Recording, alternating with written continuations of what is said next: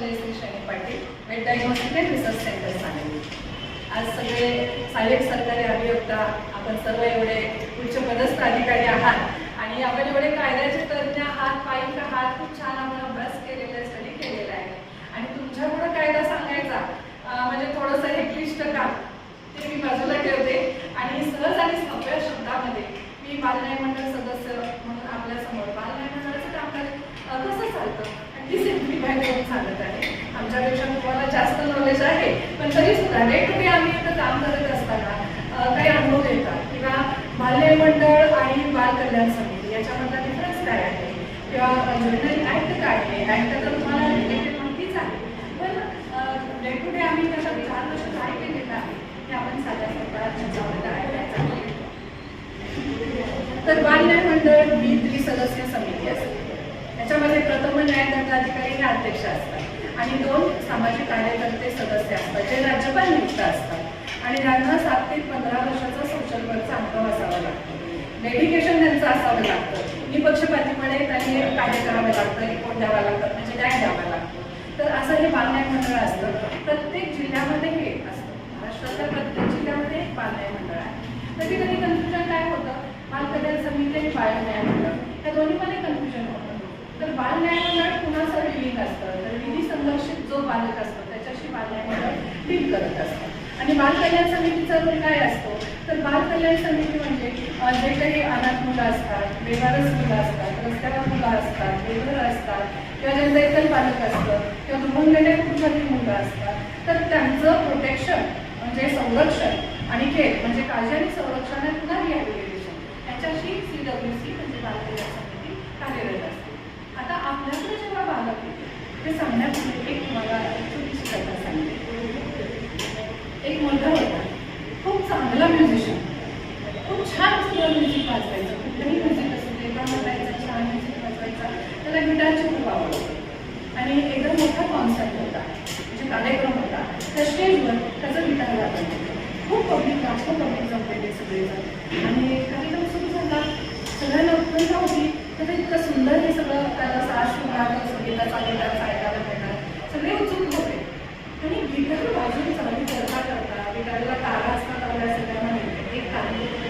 एक तार तुटल्याबरोबर सगळ्यांना टेन्शन, आयोजकांना संयोजकांना त्याला ज्यांनी शिक्षित केलेलं त्यांना सुद्धा टेन्शन आलं की आता हा कार्यक्रम थांबवणार असतो.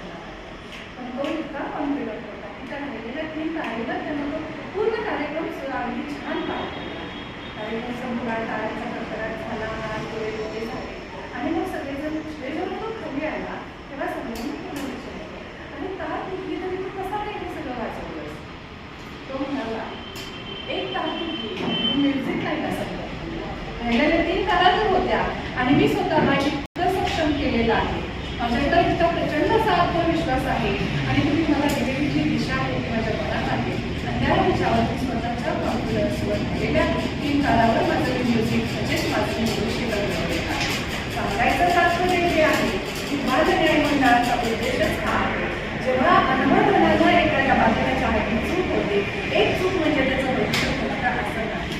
आणि जशी त्याने स्टेजवर त्याला पुन्हा तशीच संधी लोकांनी कोणी ऑब्जेक्शन नाही घेतलं, राहिलेल्या 3 तारेवर तो वाजवला पण तुम्ही त्याला थांबवलं नाही.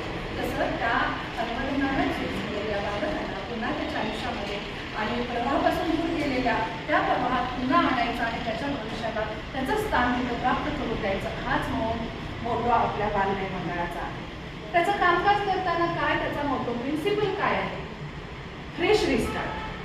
म्हणजे त्याच्या हातून गुन्हा घडलाय ठीक आहे, परंतु त्या गुन्ह्याला एक नवीन संधी देऊन त्याची फ्रेश रिस्टार्ट करणं हे मेन प्रिन्सिपल आहे. म्हणजे बेस्ट इंटरेस्ट ऑफ चाइल्ड जे काय आहे ते करणं आहे. आणि मग त्यासाठी कोण कोण ह्याच्यामध्ये येतं, तर प्रथम आता इथं पॅरालिगल वर्कर जा मॅडम मी आपल्याला आता इंट्रोडक्शन करून येईल. त्या पॅरालिगल वर्कर आहेत. जेव्हा आपल्याकडं बालक आणि पालक येतात ज्यांच्या हातून गुन्हा घडलेला आहे त्यांना मनावर भीती असते. अगदी सर्वसामान्य लोकांना पोलीस स्टेशन आणि कोर्ट म्हणण्याची भीती असते आणि मग इथं सर्वसामान्यच लोक असतात, गुन्हा घडलेले अज्ञान पालक असतात आणि मग त्यांना भीती वाटते की कोर्ट आणि कायदा हा शब्द वापरतात आणि म्हणून स्पेसिफिकली बाल न्याय मंडळ. न्याय पण कायदा म्हटलं तर भीती वाटते म्हणून न्याय म्हणलेला आहे आणि कोर्ट मंडळी भीती वाटते म्हणून मंडळ म्हणलेलं आहे. अतिशय बाल न्याय मंडळ यासाठी की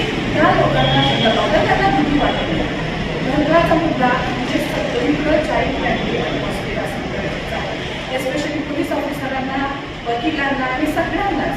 आता चाइल्ड फ्रेंडली म्हणजे काय? मैत्रीपूर्ण वातावरण, मुलांना मैत्रीपूर्ण बिहेवियर त्यांच्यासोबत, त्या बालकांसोबत ज्यांच्या हातून गुन्हा घडलेला आहे त्यांच्यासोबत असणं गरजेचं आहे.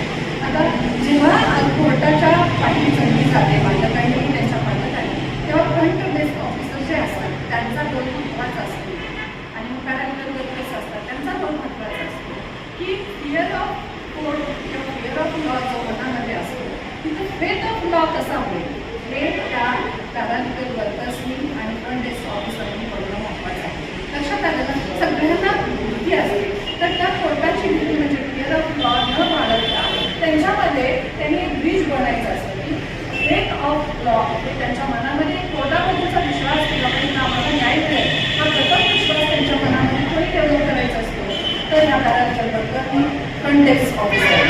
आता महत्त्वाचं काय आहे की जेव्हा ही लोकं आपल्याकडे येतात तेव्हा आपण सगळे लोक केस असतात, सगळ्यांनी असतात, सगळ्यांनी सिव्हिल ड्रेसमध्ये येणं बंधनकारक आहे.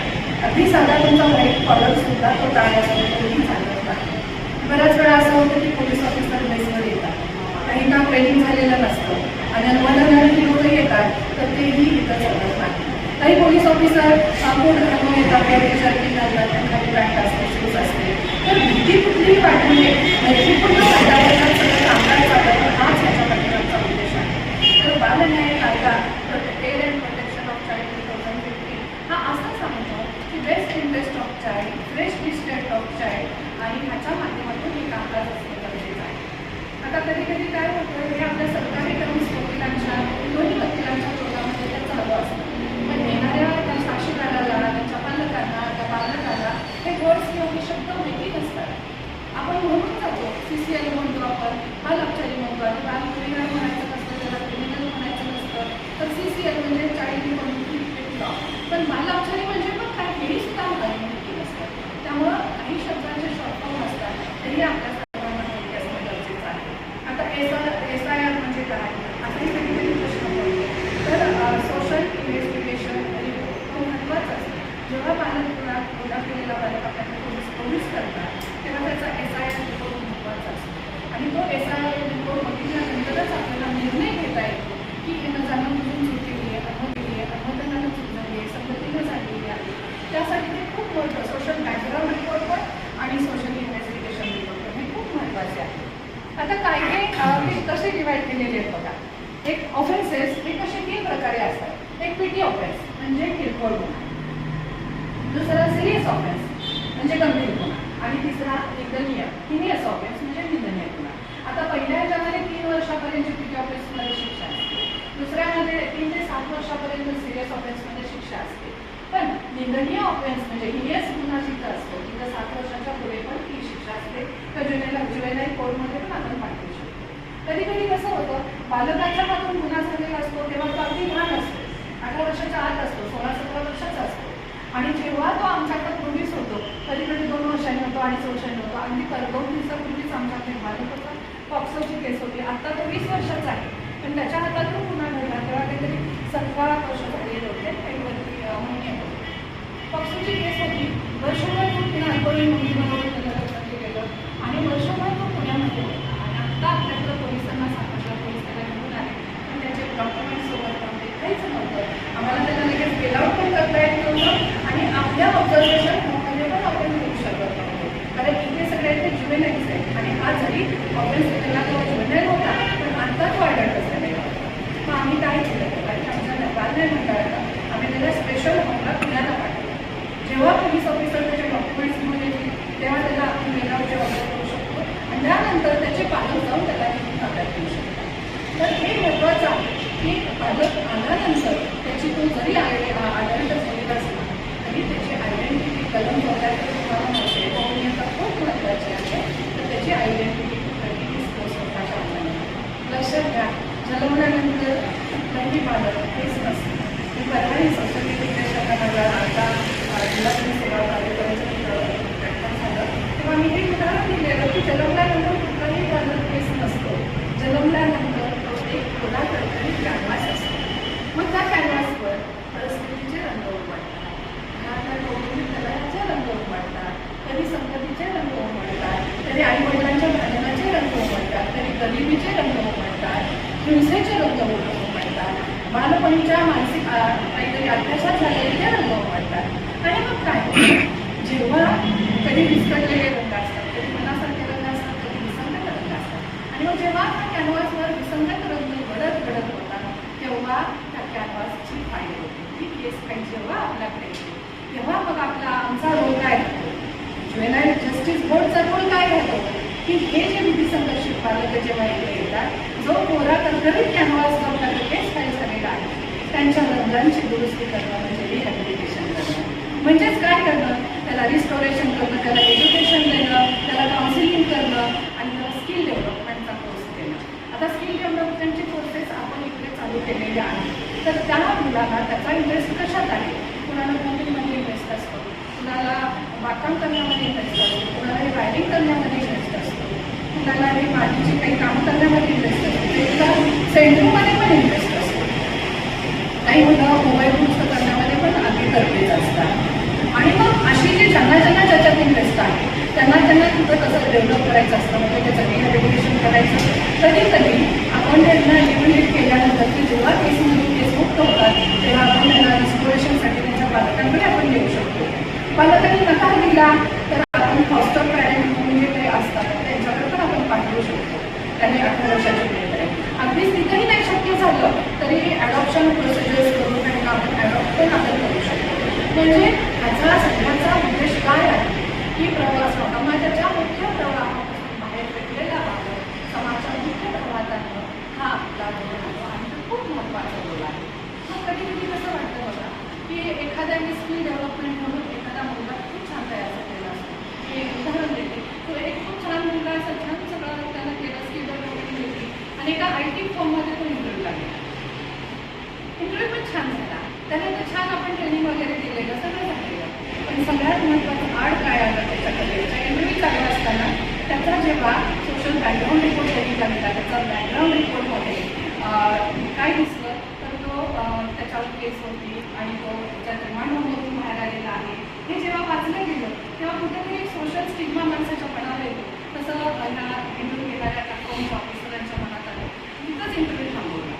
मग अशा वेळी तो बालक कधीतरी नावमेद होऊ शकतो, विस्मोड होऊ शकतो, मध्येच खचलाच होऊ शकतो.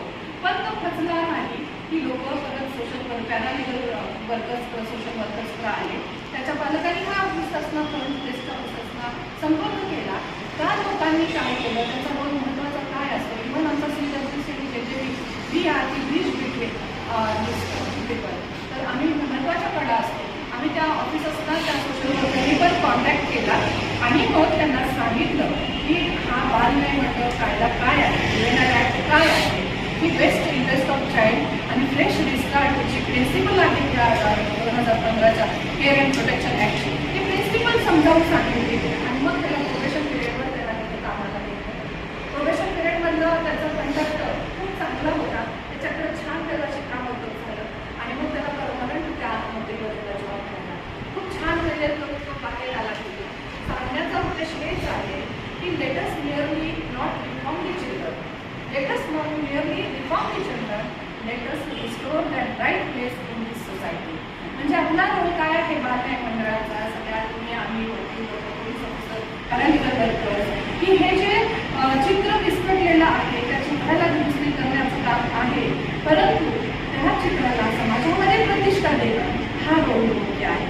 आणि बालन्याय मंडळ, बालन्याय कायदा काय सांगतो की प्रवाहापासून बाजूला झालेला हा फेकला गेलेला हा जो बालक आहे, ज्याच्या हातातून जन्मल्याला चुका झालेला आहे, तर त्याला समाजाच्या मुख्य प्रवाहात आहे. कारण कुठल्याही बालकाला चुकीची शिक्षा नाही आवडत.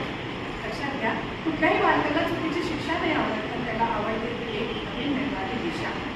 किंवा कुठल्याही एका वळणाला पुढे शेवट नसतो, कुठल्याही एका वळणाला पुढे शेवट नसतो, तिथं हवी असते ती नवी संधी जी आपल्या सर्वांच्या हातात आहे. म्हणून मला आपल्या सर्वांना नम्र विनंती करायची आहे की जेव्हा बालक आपल्याकडे येतो तेव्हा तो का चुकला आहे, त्याचं बॅकग्राऊंड काय आहे आणि त्याचं आयुष्य बरबाद होऊ नये, त्याच्या आयुष्याला भविष्य चांगलं कसं घडेल आणि त्याच्या आयुष्याला चांगली दिशा आणि संधी आपण कशी देऊ एवढाच आपण विचार करणं महत्त्वाचं आहे.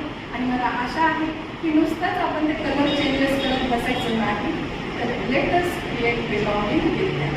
म्हणजे त्यांच्यासोबत राहून त्यांच्या भविष्याला आधार देणं हे आपलं कर्तव्य आहे. इथंच मी थांबते. आपल्याला काही शंका असतील, काही प्रश्न असतील तर समजून